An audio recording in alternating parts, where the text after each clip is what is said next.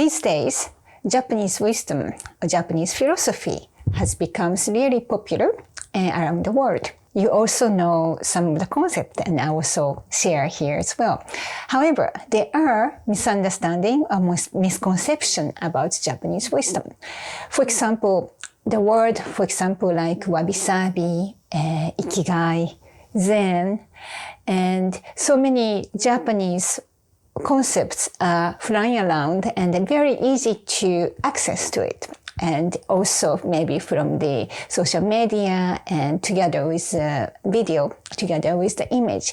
So it is easy to get, which is great. And I also would like to share more the truth with you all. And because there is a timeless wisdom in Japanese wisdom. So it can be shared by anybody despite any background, cultural or religious background. However, because of these cultural differences, especially between Japan and the West, there are slight misunderstanding or misconception of Japanese wisdom. So I like to clarify today 3 misconceptions of Japanese wisdom. So I hope that I can actually guide you to pursue more in the truth. So number 1, Wabi-Sabi. Of course, everybody knows Wabi-Sabi if you're watching this video. I think many people think Wabi-Sabi is about finding a beauty in imperfection. I have also shared many times, but I still receive some comments as well. And it is not really finding the beauty in imperfection. It is really, Wabi-Sabi starts from the cultivating our mindset to see what's truth and to see things as they are and find beauty in there. It can be in the shadow side of our life as well. So if you think finding beauty is in imperfection, there is a kind of forceful, because we think, okay, this is imperfect, it is not perfect, but there is a beauty. So in there, we have already seed of seeing something, this is perfect, this is imperfect. And of course, we have duality in our life, both light and shadow, day and night. So we live in this world of duality. However, it is very easy to say the night is not good and day is good. The light is good and the shadow is not good. So this, to see the world without this perception and judgment. And then when we start seeing these things as they are, then we start connecting more to the items or what we see. And then there we start seeing the beauty. There's an example. Now it's winter, January, it's getting cold. And all the tree, if you see in northern hemisphere, if you see the trees, it's now without leaves and looks kind of solitude. And you might think, oh, there's no leaves, oh, there's no flower, and this tree looks just miserable. Or if you really see the trees as it is, the curves of the branches, and also the light comes in, and there is indeed, I feel, the beauty in it. In this moment of tranquility and kind of the solitude, but the dignity of the trees and something that resonates with our heart as well. So this kind of the moment is Wabi-Sabi.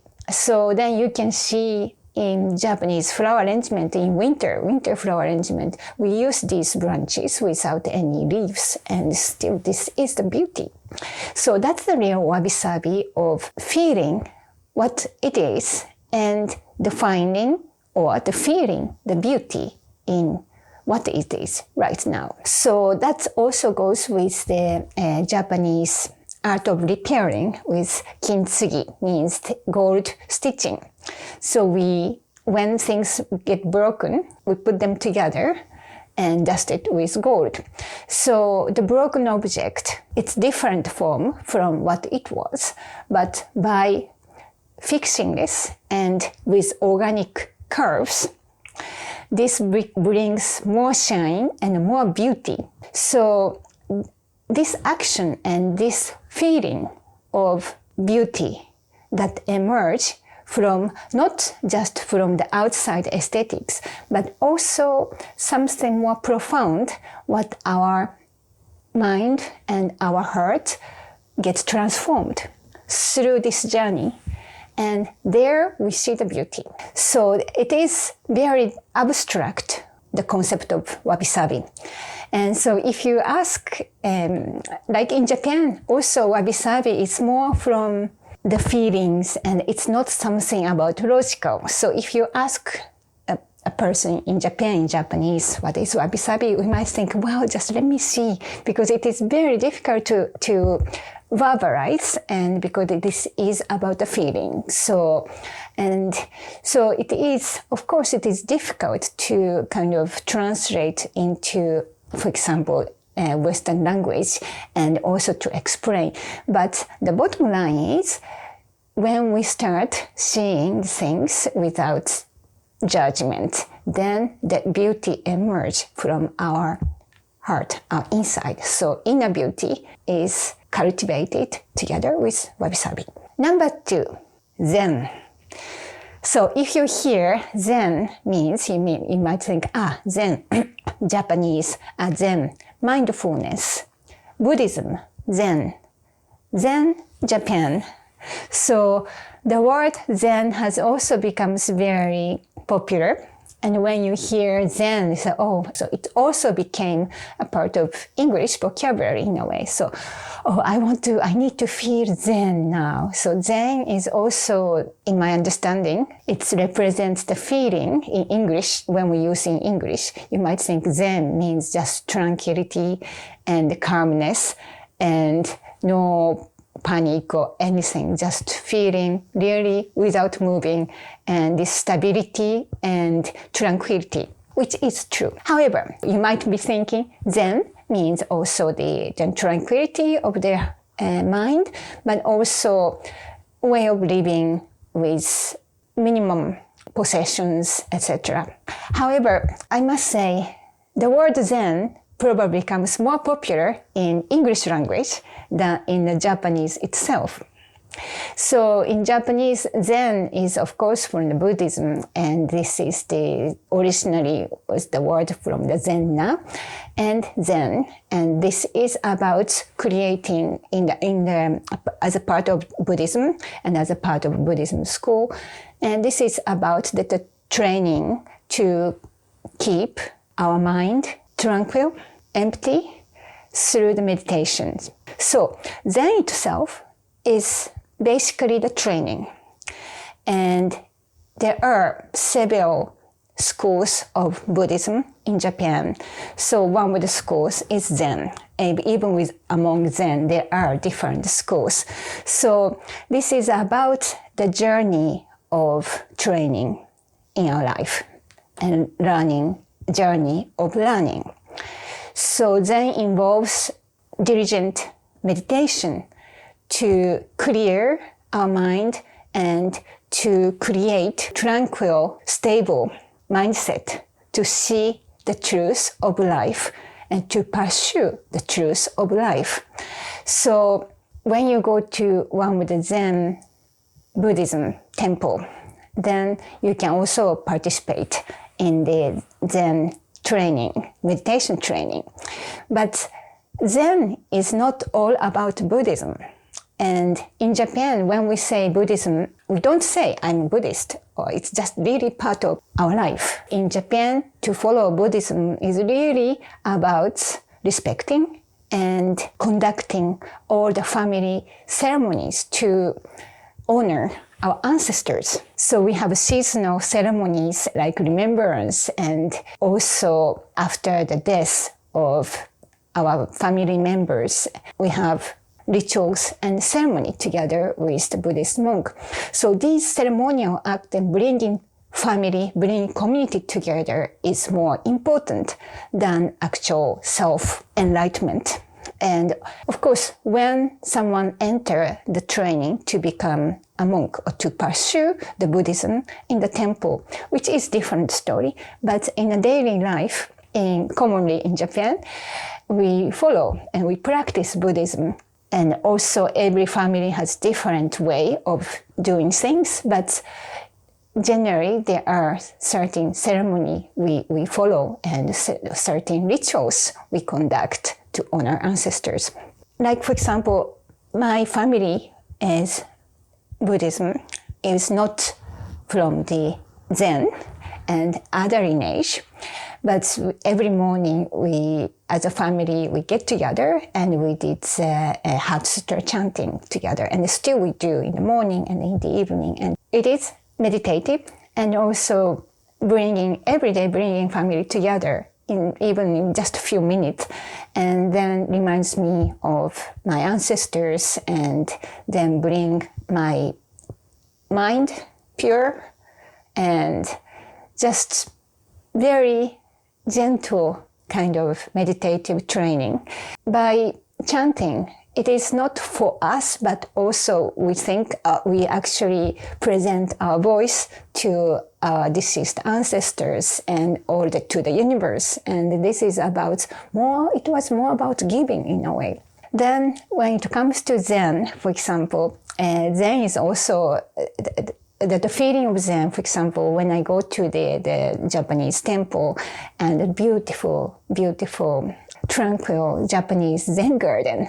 And that is also for example, in Kyoto, you can experience that kind of feeling of the emptiness, but to create space in our mind and also in our environment as well, inner world and outer world. Even in a busy day, we can create both these space. So it is about creating space in our mind and in our outer world as well. So you might be doing meditation every day. You might go to the meditation center, etc., which is great. But also the real training is also about how we live. So to keep our house clean and to keep our house organized. So that's the real training. So it is not about just inner world, but also the way of living. It's really holistically, everything is connected. So creating beautiful space, inner world, beautiful space, outer world. It doesn't mean that we have to live in a big mansion. Even just in a small, tiny place and just keep our necessary things in order so that our mind doesn't get stressed. And that's a part of Zen. The third one is about Ikigai. So the misconception is also coming from maybe analysis of the concept of Ikigai with Venn diagram. So for example, Ikigai is something, can be really tiny little things in our life, everyday life, that brings the feeling of blissfulness, or like the something that really brings up our energy vibration suddenly up. And there are moments that we feel like, wow, okay, I'm so happy. I'm just feel so grateful, blissful. And this blissful moment is actually called Ikigai-kan, the feeling of worth living. And the misconception is that Ikigai seems to be like something that we should have, for example, from your profession or from something that we love doing, and also the contribution to the world. So it becomes like really a big thing that we have to have it for everybody. But it is not like that. So Ikigai-kan and the feeling of Ikigai, to bring that, it's really subtle. So in my online course of Japanese Wisdom Academy, this winter, that's the theme that we created, Ikigai. So I have a really step-by-step Ikigai online course. So if you like, you can also become a member and have a look. But it's really tiny little steps, tiny things in our daily life. So for example, I can explain two things from our daily routines. One is to feel this blissful moment, as I said, even when we are feeling down, and we all go through, right? Even myself. But there are certain moments, certain things that we do, and that brings our vibration no matter what we are going through. For example, the tiny little things. Maybe for me is, for example, to start a day with my favorite Japanese tea with my son, for example, in the morning. And this is really sheer joy. And I used to have a dog, and he was also on my lap. And that little moment, I really, it brought me a smile every day. And then we discuss about our video, etc. So this little moment, it's not little, but when we actually see how our ordinary routine can bring these blissful moments, it's really powerful. So for some person, it might be just morning coffee, maybe your favorite espresso to start the day. So these little moments through the day is also if we don't pay attention and we think, okay, this is our usual daily routine and go through, but then when we really pay attention of what kind of joy brings this small favorite activity, really enrich our life and also bring our vibration up. And another thing, the second thing is some of the activities that we do. I think every single person has some activity that we love. For some person, it can be cooking, and I love making baking cakes since I was elementary school, making cookies, making biscuit and cookies and cakes, and I still do love these activities. And I love cleaning as well. But also I love tango, dance, my paintings, my writings. These were also from what I enjoy doing, and it became my profession in a way. But something that I love doing, I just keep doing and just enjoy that moment, so that it's sometimes when we pursue this mastery, it can become profession, but also it doesn't have to be. So some people, like in Japan, my father, for example, he is into photography for the entire life, and that's his Ikigai because it brings joy to go to take photos and also connecting with others as well. And some people, like my grandfather, used to do bonsai as well. He had so many different things, but there was also his kind of, in a way, shumi. I talked about it, but the activities, but that activity that brought him so much joy and blissfulness. And it is not just about activities, but the feeling of blissfulness and something that brings our energy vibration, our life force energy up. So which is actually amazing. So it could be just spending time with your loved one. You don't have to think and super analyze every activities of your life. So we don't have to be something superhuman. Or you don't have to be influencer to have worth living Ikigai. For me, when I found Ikigai was, I think I mentioned in another video as well, when I was in a hospital bed, when I was not able to do anything. So then that moment I found the real worth living. So through very small, tiny things, which was appreciation. And everything was, I couldn't move and I couldn't do any activities, but then through getting in touch with my deeper in my heart and engaging with people around me. So these precious moments can also bring and make us realize what is worth living.